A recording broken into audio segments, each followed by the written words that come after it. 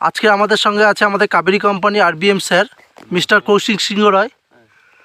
যদি একটু আপনার নামটা বলেন। আমার নাম দীপক মণ্ডল, বাবার নাম হিম মণ্ডল, বাড়ি উত্তর বৈকুণ্ঠপুর, থানা কোস্টাল। আচ্ছা দাদা, আপনি কি চাষ করেছিলেন? কাবেরী রসেন।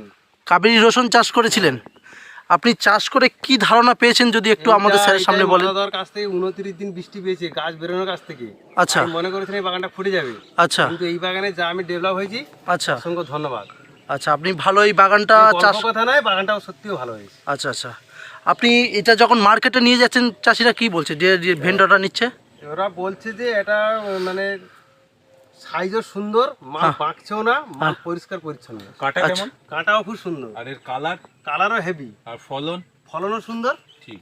আর গাছের মানে দৌড়ও প্রচুর। মানে গাছের গ্রোথটা খুব ভালো আছে। খুব সুন্দর। আর গাছের শিকড়ের যে একটা গতিবেগ, এটাও আছে। ঠিক ঠিক।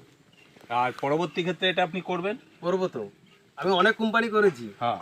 এটা এখন দেখছি নাম্বার 1 আছে। সবচেয়ে ভালো নাম্বার 1 আছে। হ্যাঁ। ঠিক আছে দাদা, অসংখ্য অনেক ধন্যবাদ। কোম্পানিতে মিটিংয়েও গেছি। এই কোম্পানি মিটিংয়ে গেছিলাম সোনিয়ার বাজারে। হ্যাঁ হ্যাঁ। এই কোম্পানিতে মিটিংয়ে গিয়েও দেখেছি আপনার কথার সঙ্গে মালের সঙ্গে মিলেছে কিনা। অ্যাকুরেট।